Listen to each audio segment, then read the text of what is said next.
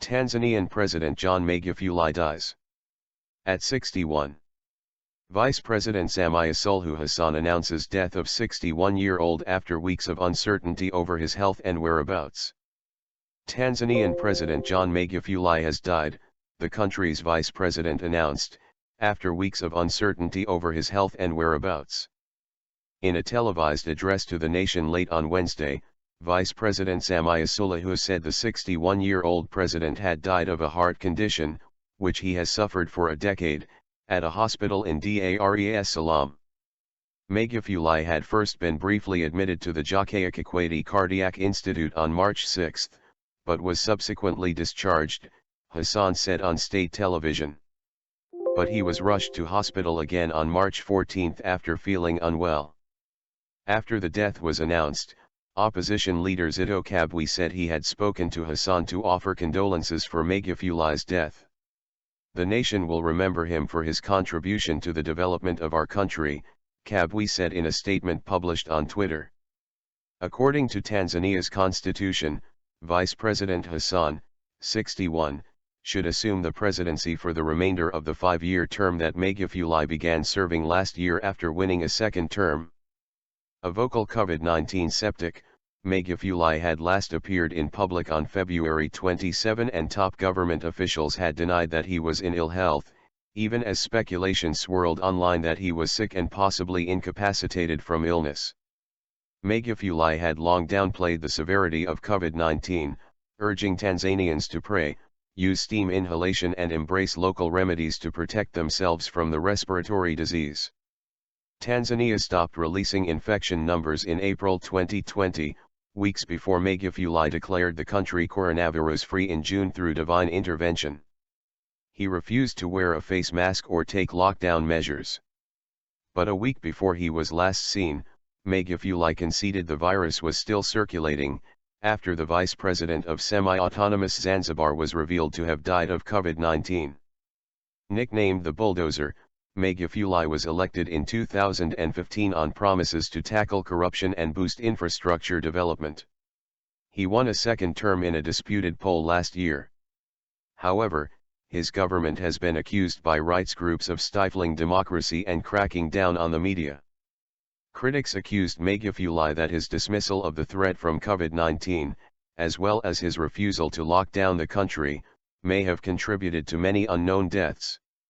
This is what BBC has reported about the same.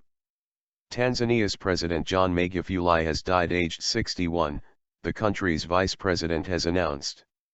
He died on Wednesday from heart complications at a hospital in Dar es Salaam, Samia Suluhu Hassan said in an address on state television.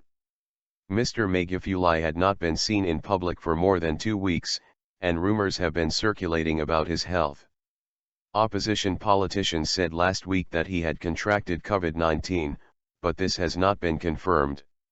It is with deep regret that I inform you that today, we lost our brave leader, the President of the Republic of Tanzania, John Pombe Magufuli, Vice President Hassan said in the announcement. She said there would be 14 days of national mourning and flags would fly at half-mast.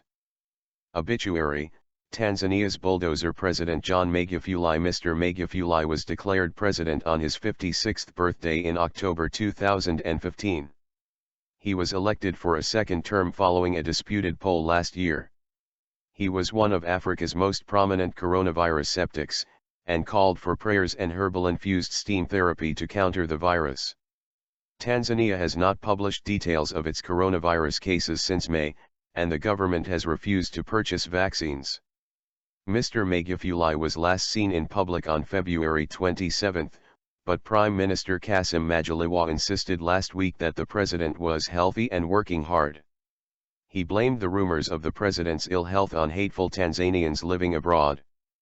But opposition leader Tundu Lissu told the BBC that his sources had told him Mr. Magufuli was being treated in hospital for coronavirus in Kenya. On Monday, police said they had arrested 4 people on suspicion of spreading rumors on social media that the president was ill. This is what New York Times has reported about Magufuli's death. President John Magufuli of Tanzania dies at 61. The president, first elected in 2015, long denied the dangers of the coronavirus and pushed the East African nation deeper into authoritarianism. President John Magufuli of Tanzania, a populist leader who played down the seriousness of the coronavirus pandemic and steered his country away from democratic ideals, died on Wednesday at a hospital in the port city of Dar es Salaam. He was 61. His death was announced on television by Vice President Samia Suluhu Hassan, who said Mr. Magufuli had died of heart complications while being treated at Mzina Hospital. The announcement followed more than a week of intense speculation that Mr. Magufuli was critically ill with COVID-19, reports that senior government officials had repeatedly denied. Ms. Hassan did not specify the nature of Mr. Magufuli's underlying illness in her brief televised remarks, but said that he had suffered from chronic atrial fibrillation for more than a decade. She said that flags will fly at half-staff nationwide and that funeral arrangements were underway. Mr. Magufuli, a trained chemist, was first elected in October 2015 on an anti-corruption platform. He was initially lauded for his efforts to bolster the economy, stem wasteful spending and upgrade Tanzania's infrastructure.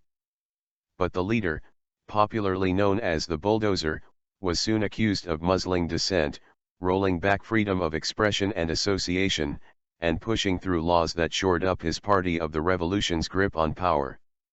That marked a sharp departure from his two immediate predecessors who had promoted the East African nation as a peaceful, business-friendly democracy. During his first term, Mr. Magufuli's government banned opposition rallies, revoked the licenses of non-governmental organizations and introduced laws that critics said repressed independent reporting. He also said that pregnant girls should not be allowed in school. Rights groups accused his government of failing to carry out credible investigations into the killings, abductions, and persecution of journalists who were critical of the government and opposition figures. As Mr. Magufuli sought a second term last fall, the authorities made it harder for opposition parties to campaign, froze the bank accounts of civil society groups, denied accreditation to election observers and journalists, and refused to let opposition representatives into polling stations. On voting day, at least 10 people were killed when violence broke out in the semi-autonomous archipelago of Zanzibar after citizens said they had seen soldiers delivering marked ballots. Mr. Magufuli won that election with 84% of the vote amid accusations of widespread fraud and irregularities. Tundu Lissu, the main opposition candidate running against him, was accused of trying to overthrow the government and had to leave the country. He remains in exile in Belgium. Over the past year, Mr. Magufuli came under intense criticism at home and abroad for his handling of the coronavirus pandemic. He railed against masks and social distancing, promoted unproven remedies as cures and said that God had helped the country eliminate the virus. Tanzania has not shared data on the coronavirus with the World Health Organization since April, and it has reported just 509 cases and 21 deaths, figures that have been widely viewed with skepticism. As vaccine rollouts began worldwide, Mr. Magufuli discouraged the health ministry from securing doses for Tanzania. Vaccines don't work, he claimed in a speech to an unmasked crowd in late January. If the white man was able to come up with vaccinations, then vaccines for AIDS would have been brought. Vaccines for tuberculosis would have made it a thing of the past. Vaccines for malaria would have been found. Vaccines for cancer would have been found. Such statements drew condemnation from the World Health Organization as well as the Roman Catholic Church in Tanzania. Dr. Matshidiso Moeti, the WHO Regional Director for Africa, urged the Tanzanian government to prepare the infrastructure to distribute the doses, writing on Twitter, "Science shows that #vaccines work." In February, the United States Embassy in Tanzania cautioned against a significant increase in the number of COVID-19 cases and warned that limited hospital capacity throughout Tanzania could result in life-threatening delays for emergency medical care. Mr. Magufuli's death came just days after speculations that he was sick with the virus. The rumors started swirling after Mr. Lissu, the opposition figure in exile, said that the president had COVID-19 and was being treated in a hospital in neighboring Kenya. Mr. Lissu urged the authorities to disclose the whereabouts of the president, who had not been seen in public for almost 2 weeks. Mr. Magufuli did not attend a virtual summit for leaders of the East African Regional Bloc on February 27. Tanzanian officials dismissed the rumors and said that Mr. Magufuli was working as usual. John Pombe Joseph Magufuli was born on October 29, 1959, in the district of Chato in northwestern Tanzania.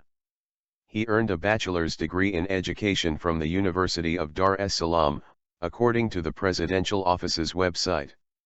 In 2009, he obtained a doctorate in chemistry from the same university, according to the website. Before becoming president, he was a member of Tanzania's parliament and held a number of cabinet posts. He first developed a reputation for fighting corruption when working in cabinet positions including as the Minister of Lands, Fisheries, and Public Works. Mr. Magufuli is survived by his wife, Janet, a primary school teacher, and 2 children. For more about this visit JB Muwonge YouTube channel.